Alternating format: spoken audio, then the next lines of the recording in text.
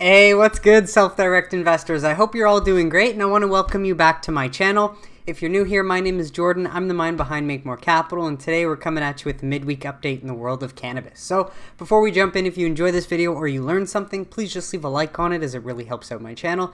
Of course, if you want to learn how to take advantage of this generational investment opportunity, subscribe below so that you don't miss any future videos. And there's plenty of content for you to go back, rewatch, and educate yourself with. I've tried to put all the news and facts in one place so you can watch episodes over time to learn about the evolution of the industry, identify top companies that you keep seeing pop up, and take advantage whenever you're ready. But we got some huge news overnight, as just now reported last night at 10:16 p.m. on September 21st, the House of Representatives approved the Safe Banking Act amendment to the National Defense Authorization Act. It passed on a voice vote, and there was no member of the House requested a roll call, and so it is now attached to the NDAA, and it will move on to the Senate after the NDAA passes the House. So this is exactly the next small step that we needed, so this is a big victory for all of us cannabis investors. And so from my understanding from listening to the cannabis town halls last night and last week, plus last night's episode is not a standalone podcast link yet, but when it is ready, I will put it down below in the link in the description.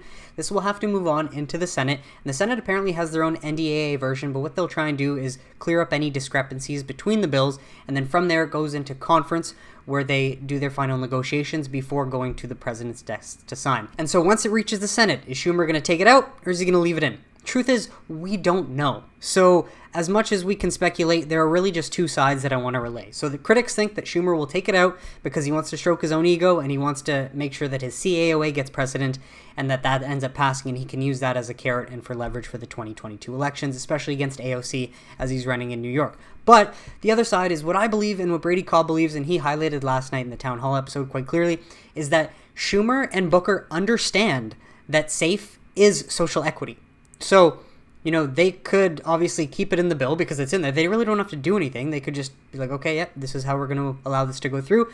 And in my view, that is better policymaking and better politicking, because then it would clear up safe passing. It would provide social equity for New York, New Jersey, especially if New Jersey is going to launch at the end of November. But at the same time, it's going to allow Booker, Schumer, and Wyden the energy to go fully after CAOA for all of 22. And make that a really big campaign thing while just getting this done in the meantime. So those are the two camps that you can subscribe to. I personally believe that Schumer and Booker understand this, and again, that's why I've already invested, and I'm just waiting and covering this and watching it. But that's really where we sit today. So if you have any questions, let me know in the comments. Again, the technicalities of whether this will allow uplisting, don't fully know yet, but from my understanding, it will trigger some changes in the FinCEN guidance, which would then allow potentially MSO uplisting on the TSX first, and then as we've seen in the past, if they get allowed to uplist on the TSX, then they can possibly uplist on the major exchanges in the US. Like, it's complicated, but fundamentally, this is good. So regardless, it's a very positive step, but I think the main takeaway is how bipartisan this bill has, and especially the reception from Republicans in the House of Representatives. So that also makes me believe that it would be silly for Schumer to shoot himself in the foot and backtrack after making so much progress on both sides with such a bipartisan issue. And we're going to take a look at what I mean by that, because Marijuana Moment reported the U.S. House approves cannabis banking reform as part of the defense spending bill. Now again, this is added to a defense spending bill, something that they would argue cannabis was not related to. It ended up being the first amendment. So it was the first out of 400 and something amendments. So I think that's a big deal to consider that that was first up, and it obviously got through. Now, just to add some color from Perlmutter himself, this will strengthen the security of our financial system in our country by keeping bad actors like foreign cartels out of the cannabis industry. But most importantly, this amendment will reduce the risk of violent crime in our communities, Perlmutter said on the floor ahead of the vote. By dealing in all cash, these businesses and their employees become targets for robberies, assaults, burglaries, and more, which is 100% true. This is a public safety and national security matter, very germane to the issues at hand, dealing with foreign cartels and particularly the cash that is developed by this business that leads to crime, he added. Rep. Mike Rogers, Republican from Alabama, says he considered the proposal to be a fine piece of legislation, so he agrees with it, but argued that it's more appropriate for standalone legislation, so standalone vote, as opposed to adding on to the NDAA. And obviously, it's in the Senate and could be held for a standalone vote. Mind you, I think that Perlmutter is trying to accomplish is admirable and should be accomplished, but not in the National Defense Authorization Act, he said. Only for another Republican, Warren Davidson from Ohio, to make the case for including cannabis reform in the National Security Bill. I think the reason it was ruled germane by the parliamentarian is the cartels control the drug trade in the US. And while most states have made some legal form for cannabis, the cartels still dominate the market, he said. And part of the reason is the cash is in the black market. Legal operations in many states cannot be banked. This is preventing us from stopping the cartels, which is also true. But regardless, it has been approved, and so this is a big victory for us investors and should help the cannabis share prices in the short term, especially for those of you that care a lot about that. But I also wanted to share this as Todd Harrison provides some color from BTIG on U.S. cannabis, and this is a little more in line with the camp that believes that Schumer and Booker understand that SAFE is still social equity. So I do just want to read this. So you're saying there's a chance. Perlmutter's crafty move gives Schumer cover to quietly pass SAFE. What you should know. Last week, Ed Perlmutter held true to his word that he would pass SAFE into every piece of legislation that crossed his desk when he added the Safe Banking Amendment to the National Defense Authorization Act. While there are a few significant steps that need to unfold before SAFE can cross the finish line as part of a larger bill such as the NDAA, we do see reasons to be encouraged. First, Rep. Perlmutter sits on the Rules Committee, thereby suggesting to us he likely vetted SAFE with the committee members prior to attaching it to the NDAA, or is confident he can sway them, thus giving it a greater probability of it passing through. Second, he can make a strong case for its inclusion as veterans seeking to start a business venture in the cannabis industry could secure funding capital with SAFE in place. Employment at dispensaries for veterans, example as security guards, would be less subject to robberies since there would be less use of cash in daily transactions, and other federal agencies would use fewer resources policing cartel activity and global crime organizations, giving the greater amount of transparency at the MSO level. Should SAFE get attached to the NDAA in the House, which it has, discussions with our DC contacts suggest it has an easier pathway of getting through the Senate, largely because no senator wants to be viewed as holding up the massive 1,700-page must-pass NDAA simply because of safe banking, or any other bipartisan amendment for that matter. That said, the skeptic in us asks if Sen. Schumer will want to include SAFE in the Senate version at the potential risk of his CAOA bill. The optimist in us responds by pointing to the fact that any win for cannabis is still a win, particularly safe banking, as it will support social equity applicants in securing much-needed financing for starting a cannabis-related business. What's more, given the sheer volume of responses Senator Schumer's office has received in response to the CAOA bill, the timeline for any real movement on his legislation could extend well into next year. Ultimately, the best pathway we see unfolding is that SAFE becomes a part of a larger block of 50 bills, thus taking the onus off of it individually.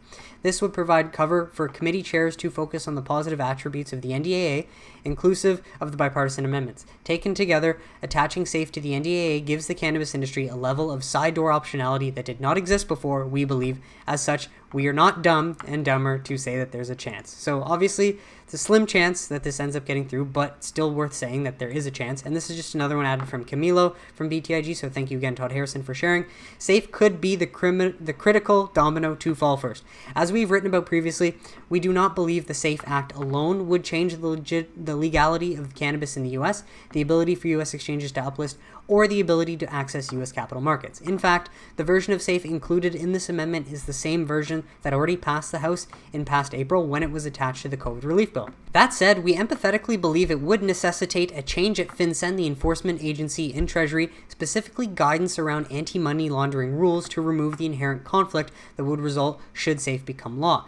It is that change in prosecution language, no legal risk, exposure to companies that engage in financial activity with cannabis-related businesses, that we believe would provide enough cover for U.S. businesses to engage and U.S. exchanges to uplist. So it's a nice take. Thank you, Todd, for sharing that from BTIG as well. But it's good to highlight both sides because although it is possible that Schumer could do something silly and delay this progress even further, it's also possible that he will allow it to stay in. So we don't know.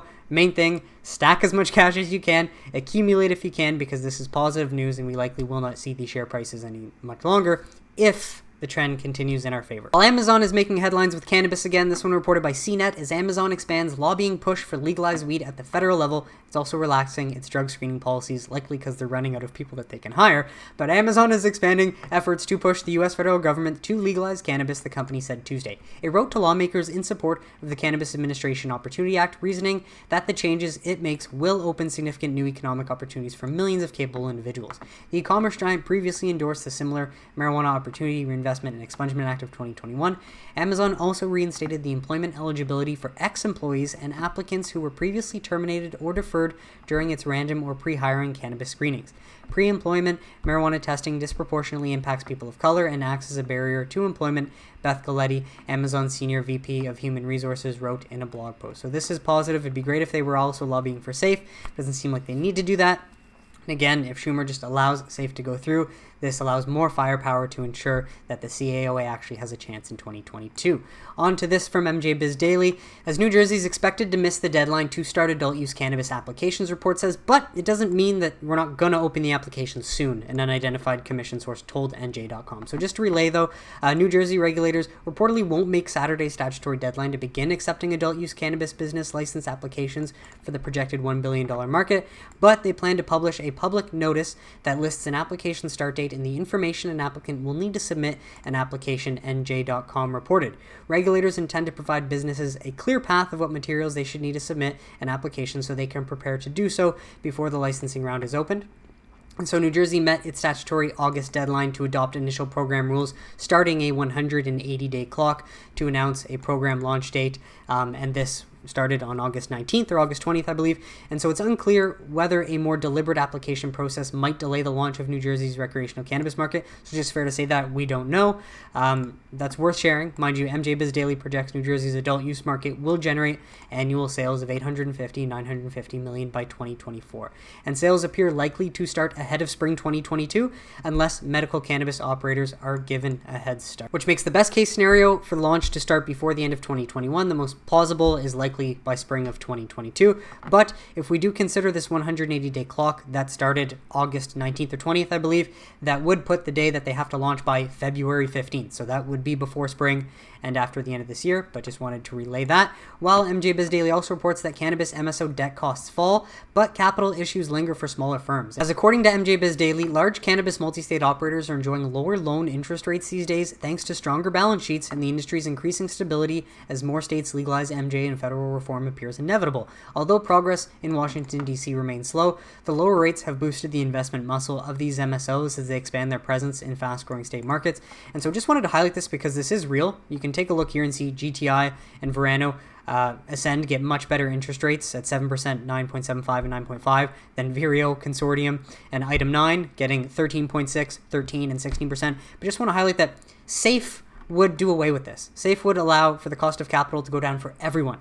Big MSOs already established, and smaller MSOs, single state operators, or social equity applicants. So just to highlight that SAFE staying in and passing is beneficial for everyone in the industry, especially the smaller players, to get the opportunity that the big MSOs already have. While Florida cannabis activists have not given up hope, filing new legalization initiative for 2022 ballot following Supreme Court defeats, so they continue to fight as activists are making another push to place adult use legalization before voters in 2022, filing a new petition with the state after previous versions of the reform were rejected by the state Supreme Court earlier this year. Again, another big bureaucracy getting in the way of the progress done by the people, but again, great they're not giving up. The proposed constitutional amendment, which was approved for initial signatures gathering last week, would allow adults 21 and older to use and possess cannabis. They could also grow up to 9 plants for personal use, but the initiative would not provide for retail sales. However, mind you, this is a step in the right direction because once they do this, they're going to say, well, why aren't we taking advantage and generating tax revenue? Regulate Florida is leading the campaign and stressed that time is limited to get enough signatures to qualify for the ballot. Activists must first collect 222,000 valid signatures to prompt a judicial and fiscal impact review. Then they need a total of 891,000 signatures to make the ballot. The first hurdle has created headaches for advocates this year after the state attorney general's office requested a judicial review of the group's prior legalization initiative and filed briefs opposing the petitions. The state Supreme Court rejected it, as well as a separate reform proposal from an industry-backed campaign because justices deemed the language misleading. So the new initiative seeks to avoid the court's specific contentions with the prior measures and hopefully to get this on the ballot. So good luck, Florida activists. Hope you can get this done. While Marijuana Moment also reports that Rhode Island lawmakers are very close on marijuana legalization deal ahead of possible special session, top senator says. So Senate President Dominic Ruggiero was asked for a status update on negotiations that have been taking place on the reform proposal since lawmakers adjourned for the session. He told WPRI-TV that while there are still outstanding issues to be resolved, he believes legalization will be taken up before the end of the year. we had people working on the issue since we've left the session this year. He said, we sent legislation, which we think is a very good piece of legislation, over to the House before we left in June. The senator said, referring to a legalization bill that his chamber approved in June. They are working on the legislation with some of the House people at this point in time. So it's a good update. Hopefully Rhode Island lawmakers can get that done as well for the citizens of Rhode Island. While this one comes from the New York Post, why more professional athletes are depending on cannabis. Probably because it works and it doesn't make you physically dependent like opioids do. As the sports world battles the use of performance-enhancing drugs, one substance almost always slips under the radar: cannabis. And according to the new book, Runner's High by Josiah Hesse, its use is rife in professional sports. Former Denver Nuggets basketball player Kenyon Martin estimates that 85% of players in the NBA use cannabis. Ex-Philadelphia Flyers enforcer Riley Cote reveals that at least half of the players in the NHL do the same.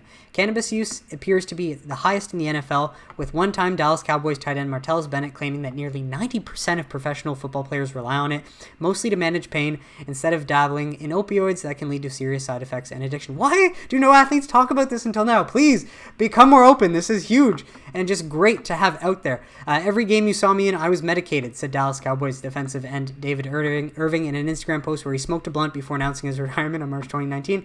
I smoked 2 blunts before every game, admitted Cowboys defensive lineman Sean Smith in an interview with Bleacher Report in 2019. When I smoke, I can focus and actually do the job I have. I feel like nobody can stop me when I was out there. It was the best thing for me. And I love to see this because I was just a huge Percy Harvin fan growing up.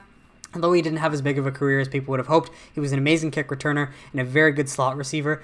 Easing pain isn't the only reason. Seattle Seahawks wide receiver Percy Harvin said he got high before each game just so he could cope with the anxiety he suffered playing in front of big crowds. The only thing that really seems to work is when I would smoke cannabis, he told Bleacher Report. There's not a game that I played in that I wasn't high. The important trick for athletes in cannabis, writes Hess, was using the substance or its derivative products like CBD or THC, not TCH, whoever wrote this, buffoon, at the right level. Not only does the drug's anti-inflammatory properties soothe injuries, he argues, it also aids recovery after intensive training, helping mitigate fatigue. In fact, used in the right way, cannabis effects do the opposite of what athletes were taught to believe, that getting high would turn them into useless couch monsters, he writes. So just wanted to add this as, again, I think it's great more athletes are speaking out about this, and the more sentiment, the better. And so lastly, for more pop culture though, this is an interesting takeaway. I'm sure many of you have heard of the show Billions. I haven't watched it in years, but I got into it when it first started. But sure enough, cannabis gets mentioned in the show. And when you see a piece of fiction introduce a real life storyline, one that I've been reporting on for the last year, if that doesn't get you pumped up for a future that frees this plant, then I really don't know what will. And I do apologize if the sound is not good. It seems to be low quality. I have my speaker up, so hopefully you can hear this and the quality isn't bad. Otherwise, you can grab the link below, but it's too good to be true when a TV show introduces a real storyline like this. Is cannabis money? Yes. It's a multi-billion-dollar space. True. According to our estimates, as companies in medical marijuana are running to expand it to recreational as it gets legalized state by state. Traditional banks have been reluctant to take on and process this cash. Sure. I think I love this. It's got potential. Unfortunately, it's a yellow light. A great opportunity, but not safe yet until such time as federal legislation changes. It wasn't even supposed to be mentioned in this meeting. Somebody put their hand on it. So I don't know about you, but it sounds like one of the writers for Billions has either invested in US MSOs or they're paying attention. Because again, when you have a piece of fiction introduce a real life story that is unfolding before our eyes, just gets me amped. Hope it does too for you. While we move on to this last resource, if you are new here and don't know where to look to find some information on all the companies in one place, I want to present to you MJStockTrader.com's Cannabis Investor Portal. Has U.S. cannabis fundamentals, also Canadian cannabis fundamentals. But again, just a great place to get a lot of data that you want to be looking for. But I just want to add some color before we go. A few things. Last night when I was listening to the town hall, before I joined in at 8 p.m., I noticed that it said that there was a number of people in there, 256. And so I was like, wow, that's not that many people. And so I just want to use that number to remind you to take a step back and zoom out and just remind yourselves how early we are. And so it doesn't mean that this isn't going to happen. And I still think it's a matter of when, not if. But just to remind you that we are very early. If there's 7 billion people in the world, how many people actually have the ability to even invest in the capital to do so? Probably less than 1 billion. And then out of that, 250 people really paying attention to this. So whether you are involved in the FinTwit community in the cannabis space, or whether you watch the videos, probably a good number of those people are the same ones in the space and the same ones watching the videos. So just keep in mind, we are a small group right now, but we're just early. I don't think we're wrong. So that's something I wanted to add. And it just, regardless of how long this takes, this opportunity is going to be big. So the best thing you can do is plan accordingly, as opposed to just ditching and going to chase a new shiny object. And secondly, wanted to add, if we look here, diluted market cap, Curaleaf's market cap is $8.1 billion. And if we look at Trulief's market cap, $3.6 billion. Which means right now, Curaleaf is worth more than double of what Trulieve is if you had the cash and wanted to buy the company outright. But guess what? When the Trulieve and Harvest merger closes, which should be in October or November, later in the year, because the deal was announced in the spring, then Trulieve is going to be a company with more revenue and more profit than Curaleaf, yet they're going to be trading at half the value. So do you not think at that point smart money is going to really start to rush in, especially if we are fortunate and New Jersey happens to launch